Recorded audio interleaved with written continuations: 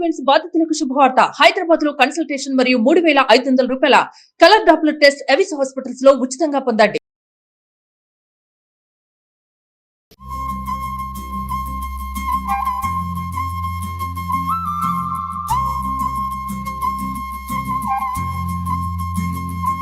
Suman TV ప్రేక్షకులందరికీ వినాయక చవితి శుభాకాంక్షలు. Vinayaka Chavithi special వంటకాలు కొన్ని చేస్తున్నాము.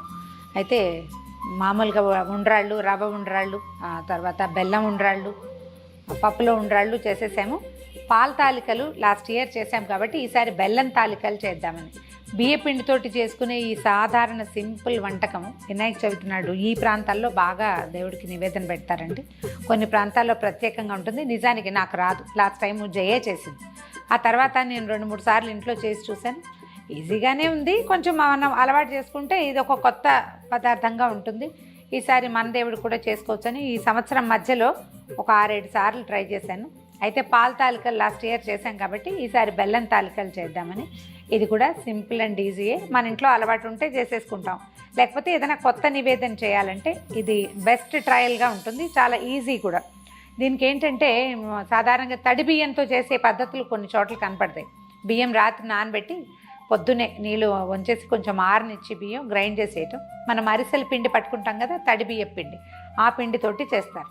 అదంతా ఎంత చేయలేము అనుకుంటే కనుక ప్యాకెట్లోంచి బియ్య పిండి తీసి కూడా చేసుకోవచ్చు. మరపట్టించిన పిండితోటి కూడా ఈజీగానే ఉంటుంది. చిన్న చిన్న మెలకువలు పాటిస్తే కుదురుతుంది బాగా. మనం ఒక కప్పు ఇది పెట్టుకుందాం అనుకోండి. ఈ కప్పు బియ్య పిండితో చేయాలంటే కప్పుతో 1 కప్పున్నర నీళ్లు ముందు మరగబెట్టుకోవాలి.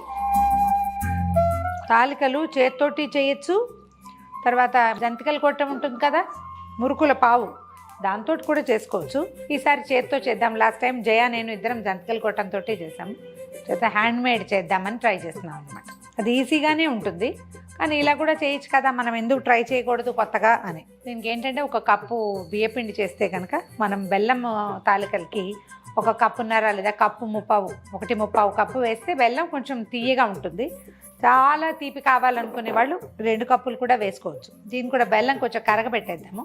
నీళ్ళల్లో వేసి పెడితే ఈజీగా అవుతుందన్నమాట. ఇవి కాగే లోపల ఈ పని కూడా చేయొచ్చు. ఇందులో కొంచెం నలకలు ఉండే అవకాశం కూడా ఉంది. అటు ఇటుగా ఒక 3-4 కప్పుల నీళ్ళు పోసేయచ్చు దీనికి. ఇప్పుడు మనం పెద్ద కప్పు పెట్టుకున్నాం అంటే ఇది 1 కప్పు, ఇది 1.25 కప్పు.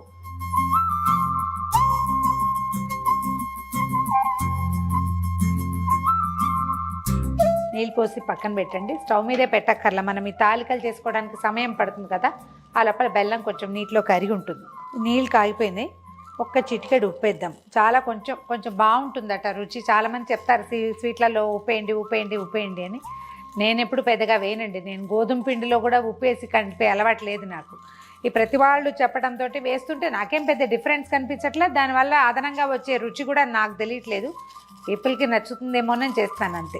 ఈ మరిగిన నీళ్ళని కొంచెం సిమ్లో ఉంచి బియ్య పిండి తీసి పక్కన పెట్టుకున్నాం కదా, ఇది ఇందులో వేసేది. చాలామంది ఈ ప్రాంతంలో ఎక్కువగా ఈ తాలికలకి కొంచెం గోధుమ పిండి కలుపుతారండి. కొంతమంది అలవాటు అంటే ఇది విరిగిపోకుండా ఉంటాయి, ఈజీగా వస్తాయని కాస్త గోధుమ పిండి కలుపుతారు. అవసరమైతే కలుపుకోండి. ఒకవేళ ఈ పిండితోటి రావట్లేదు, ఒకసారి ఫెయిల్ అయ్యాము, మరీ ముద్దలా కలిసిపోతుంది అలా అనిపిస్తే 1-2 స్పూన్ల గోధుమ పిండి వేసుకోవచ్చు, మైదా పిండి వేసుకోవచ్చు. గోధుమ వేస్తే ఎక్కువ రుచిగా ఉంటుంది నా ఉద్దేశం. క్షణాల్లో వచ్చేస్తుంది. 1 నిమిషం మూత పెట్టి అట్టబెట్టి కొంచెం చల్లారాక చక్కగా మనం తాలికలు చేసేసుకుంటాం. బియ్యపిండి కొంచెం చల్లారిపోయిందండి. కొద్దిగా మనం గోధుమ పిండి మర్దం చేసినట్టు కాస్త మర్దం చేస్తే సరిపోతుంది. దీనికి ఏంటంటే 2 చేతులకి కాస్త పిండి రాసుకుని ఉండ తీసుకోవటం. మనం పల్చగా పాల తాలికలు ఎట్లా చేస్తారు అట్లా చేసుకోవటం. చిన్న సైజు నూడిల్స్ లాగా, ఈవెన్గా, అంత లావు కాదు అంత సన్నము కాదు. ఇంకొంచెం మంది పెద్దవి చేసుకుంటారు. అలవాటుని బట్టండి, మనకి ఎట్లా అలవాటు ఉంటే అట్లా చేసుకోవచ్చు. దీని ఇంకో మెథడ్ ఏంటంటే ఈ చేతిలో అయితే ఒకే సైజు వస్తుంది. ఏదైనా ఒక రాయి మీద చపాతీలు వస్తే రాయి అలా వేసుకున్నాం అనుకోండి, కొంచెం బియ్యపిండి వేసేసేయటం, దాని మీద చేసేస్తే వచ్చేస్తాయి. పిండి కాస్త పట్టుకుంటుంది, ఏం కాదు, కానీ మనకి కాస్త వత్తాలి, అలవాటు కావాలన్నమాట ఈ పని. 1-2-3 సార్లు వచ్చేసరికల్లా చక్కగా పొడుగ్గా ట్యూబ్స్ లాగా వచ్చేస్తాయి. వీటిని అన్ని వరుసగా బియ్యం మరిగే లోపల మనం ఇక్కడ చేసి పెట్టేసుకోవచ్చు. బెల్లం నీళ్ళు 1కి 4 పోసి కరగబెట్టాను పెట్టాను కదా, వాటిని స్టవ్ మీద పెట్టేశాను. నీళ్లు మరుగుతున్నాయి, దీనికి ఏం పెద్ద పాకం రాదు. ఒక పావు కప్పు కొబ్బరిని వేసేద్దాం ఇందులో.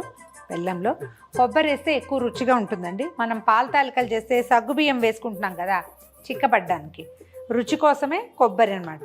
కొబ్బరి వేసాక ఈ మరుగుతున్న నీళ్ళల్లో ఈ పిండి తాలికలు చేసి పెట్టుకున్నాం చూడండి, కాసిన చొప్పున వేద్దాం. ఒకేసారి వేస్తే ఏంటంటే అంతా కలిసిపోతాయి.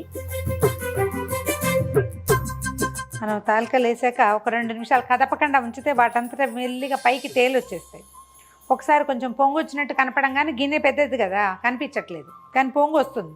ఒక పొంగు రాగానే మళ్ళీ 2వ ట్రిప్ వేసేయాలి. మనం వేసిన తాలికలు పైకి తేలుతూ కనపడతాయి. తేలాక 2వ వాయి వేసేద్దాం.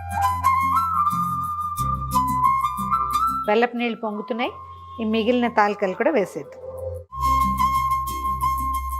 మనం బెల్లంలో కొంచెం నీళ్ళు ఎక్కువ పోసాం కాబట్టి ఇది అడుగంటిపోతుంది అలాంటి భయం ఏం లేదండి, తాపీగా అవుతూ ఉంటుంది. ఈ లోపల మనం జీడిపప్పులు కిస్మిస్లు వేయించుకుందాం. ఇది ఒక అలవాటు అండి, కొంతమంది ఏం వేయరు, పొట్టిగా ఈ తాలికలు దగ్గరగా ఉడకనిచ్చి దాన్నే పెట్టుకుంటారు నైవేద్యంగా. కొంచెం ఏమైనా ఎక్స్ట్రా వేస్తే ఏంటంటే జీడిపప్పులు, బాదం పప్పులు, కొంచెం కొబ్బరి ముక్కలు వేయించి వేస్తే మరింత రుచిగా ఉంటుంది. ప్రసాదం ఎక్కువ హంగు కలిగి ఉంటుంది అనమాట. మనం ఇది కొంచెం చిక్కబడ్డానికి కొద్దిగా బియ్యపిండి, మనం ఈ తాలికలు చేసుకున్నాం కదా, ఆ పిండిని కూడా కొంచెం పక్కన పెట్టి ఇందులో వేసేసినా కలిసిపోయి చిక్కదనం వస్తుంది. ఒకవేళ అలా కాలేదనుకోండి, అంత ఎక్కువ తాలికలు లేవు అని అనిపిస్తే కనుక కొద్దిగా బియ్యపిండిని ఏదైనా ఒక చిన్న దాంట్లో నీళ్ళల్లో కలిపేసి పోసాను. పిండి కూడా వేయచ్చు, నాకేమో నీళ్ళు పోస్తే బెటర్ అని తోస్తుంది నాకు. దీన్ని మీడియం ఫ్లేమ్ మీద ఉడకనిస్తే ఈ తాలికలు మొత్తం బెల్లాన్ని పీల్చుకుంటాయి.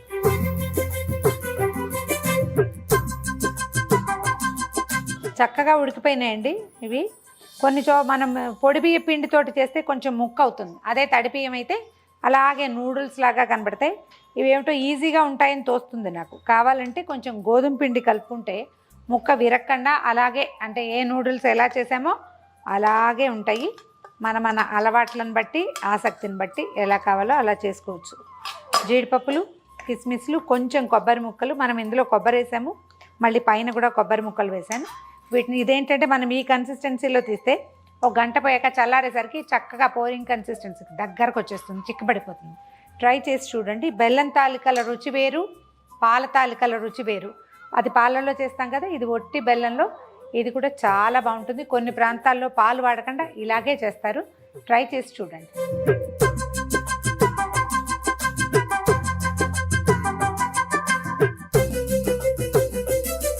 ఈ వీడియో కనుక మీకు నచ్చినట్లయితే లైక్ చేయండి, షేర్ చేయండి. మరిన్ని ఇంట్రెస్టింగ్ వీడియోల కోసం సుమన్ టీవీకి సబ్స్క్రైబ్ చేసుకోండి.